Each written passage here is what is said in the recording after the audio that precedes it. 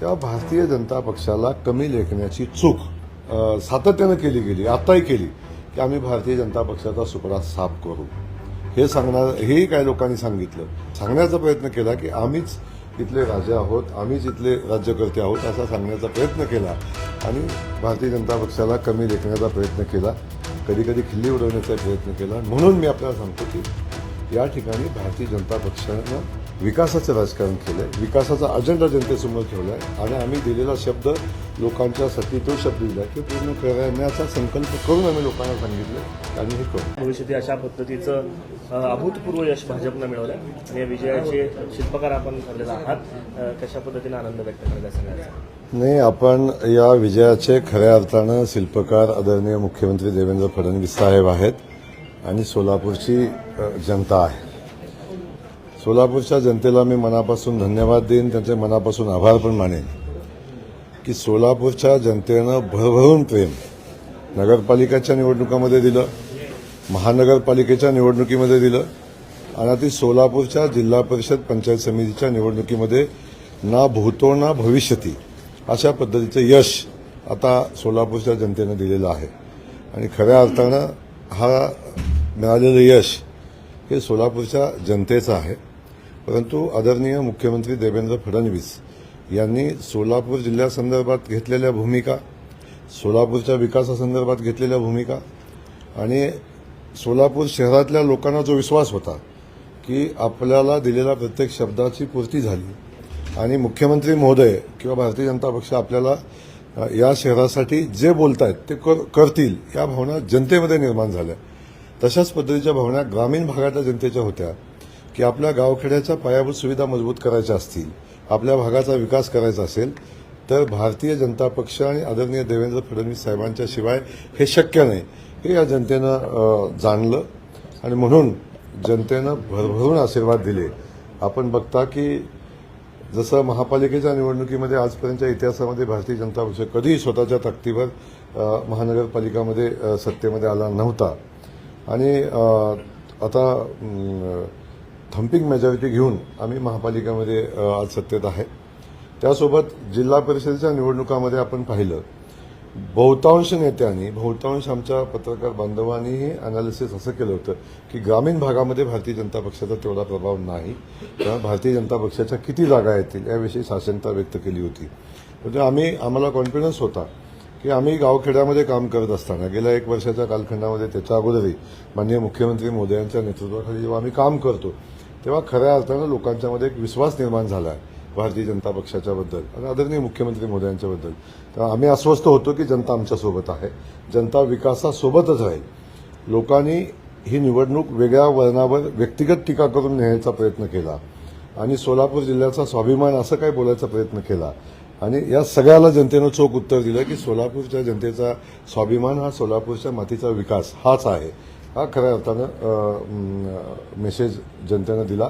म्हणून मी सोलापूरच्या जनतेचं पुन्हा एकदा मनापासून आभार मानतो।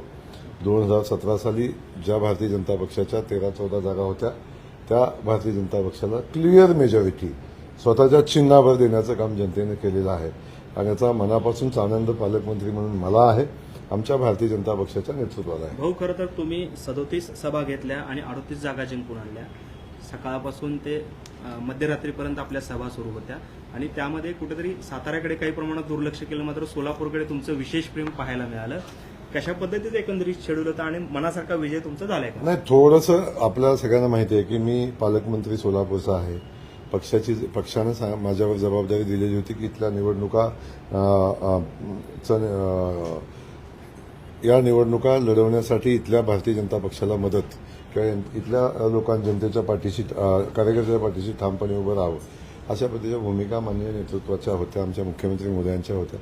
त्या अनुषंगानं बघितलं आपण की आज झालेल्या प्रत्येक निवडणूक आम्ही ताकदीनं लढलो आणि हे लढवत असताना आपण बघतो की सोलापूरच्या जनतेनं खूप प्रेम मला दिले याचा मला मनापासूनचा आनंद आहे आणि खास करून मी जेव्हा पालकमंत्री झालो तेव्हा लोकांनी सुरुवातीला मी बाहेरचा पालकमंत्री आहे आणि अशा पद्धतीच्या भावना व्यक्त केल्या होत्या, जनतेच्या मनामध्ये संभ्रम निर्माण करायचा प्रयत्न केला होता। पण मी खास करून आपल्या कामातून आपल्या या ठिकाणी जनतेच्या अपेक्षापूर्तीच्या दृष्टीने मी मनापासूनचे प्रयत्न केले। सोलापूरच्या जनतेला मी परका वाटणार नाही याची काळजी मी सातत्याने घेतली आणि सोलापूरच्या जनतेनं मला स्वीकारलं आणि सोलापूरच्या जनतेनं स्वीकारलं नाही तर या निवडणुकीमध्ये सोलापूरच्या जनतेनं माझ्या शब्दावर विश्वासही ठेवला. भारतीय जनता पक्षावर विश्वास ठेवला. तसा विकासाच्या मुद्द्यावर जे जे मुद्दे मी मांडले त्या मुद्द्यावर जनतेनं विश्वास ठेवला. अनेकांनी शंका उपस्थित केल्या की जयकुमार गोरे असं बोलतायत की ते 21 कोटीचा निधी कुठून देणार आहेत.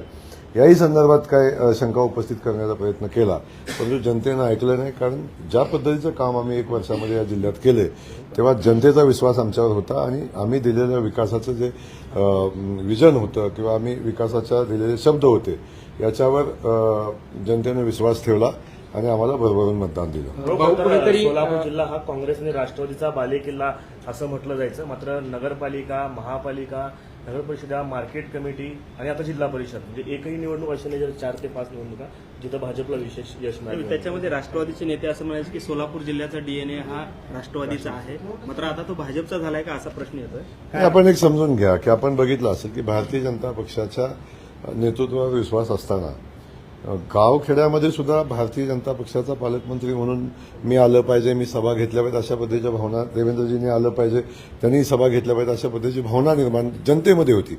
याचा अर्थ असा होता की जनता भारतीय जनता पक्षासोबत आहे आणि त्यांच्या जनतेला आमच्याकडून काय ऐकायचं होतं की आम्ही आपल्या भागाच्या विकासासाठी आम्ही काय सांगतोय हे जनतेला ऐकायचं होतं. त्यामुळे जनतेने आमच्यावर विश्वास टाकला. त्यामुळे माझं म्हणणं असं आहे की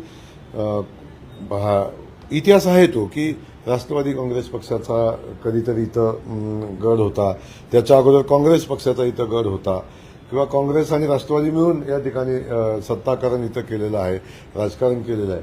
तेव्हा भारतीय जनता पक्षाला कमी लेखण्याची चूक सातत्यानं केली गेली, आत्ताही केली की आम्ही भारतीय जनता पक्षाचा सुपडा साफ करू हेही काही लोकांनी सांगितलं. मला सांगायचं जर त्यांनी नगरपालिकेच्या निकालाचं व्यवस्थित अनालिसिस केलं असतं आणि ते समजून घेतलं असतं की नगरपालिकेच्या निवडणुकामध्ये भारतीय जनता पक्षानं किती दमदार कामगिरी केलेली आहे. पण हे धन्यता यांनी मानली की पेपरला बातम्या छापून स्टेटमेंट करून आणल्या आणि सुपडा साफ झालाय याच्यावर त्यांनी धन्यता मांडली. पण ग्राउंडवरची परिस्थिती काय होती तर भारतीय जनता पक्षानं मजबूतीनं त्या ठिकाणी निवडणूक लढल्या, कार्यकर्त्याचं केडर तयार केलं, कमळ चिन्ह लोकांच्यापर्यंत पोहोचवलं आणि 144 नगरसेवक निवडून आणले. ही एवढं मोठं यश मिळाल्यानंतर या यशाकडे जाणीवपूर्वक दुर्लक्ष करून भारतीय जनता पक्षाला कमी लेखण्याचा प्रयत्न केला. त्याचा परिणाम महानगरपालिकेमध्ये भोगला. महानगरपालिकेमध्ये यश मिळाल्यानंतर पुन्हा त्यांनी सांगितलं की ग्रामीण भागामध्ये भारतीय जनता पक्षाचं जाळं नाही, भारतीय जनता पक्षाचे कार्यकर्ते नाही, ताकद नाही असंही सांगण्याचा प्रयत्न केला. ते पुन्हा स्वतःचं समाधान करून घेण्यासाठी काही लोकांनी सांगितलं आणि काही लोकांनी अकलूजच्या पराभवातून काही शिकले नाहीत. अकलूजचा पराभव होताना 10,000 मतं हे भारतीय जनता पक्षाने घेतलेली आहेत हेही ते विसरले.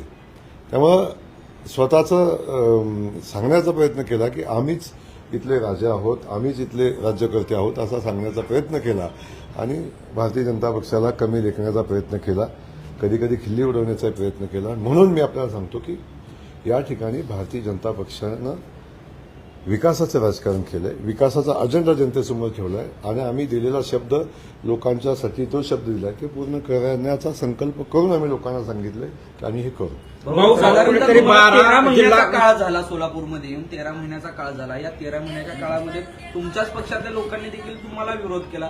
तुम्ही नगर परिषदेमध्ये 144 जागा निवडून आणल्यात, महापालिकेमध्ये 87 जागा निवडून आणल्या, 60 ठिकाणी 4 ठिकाणी तुमचा नगराध्यक्ष देखील भाजपचे बसले. असा सगळा विरोध होत असताना जिल्हा परिषदेमध्ये हे यश कसं म्हणजे आलं? काय विरोधातनं काय शिकलं? मला एक आहे की मला याची जाणीव आहे की भारतीय जनता पक्ष लढत असताना भारतीय जनता पक्षामध्येही काही लोकांना भारतीय जनता पक्षाचा ज्या पद्धतीने वेगानं पुढे जातोय तर नको होतं काही लोकांना किंवा भारतीय जनता पक्षाचं यशही काही लोकांना पचत नव्हतं. अशी काही लोक इथं आहेत, आजही आहेत. त्यामुळं अशा लोकांना माझं विनंती आहे की इथं व्यक्ती म्हणून कोण नाही आहे,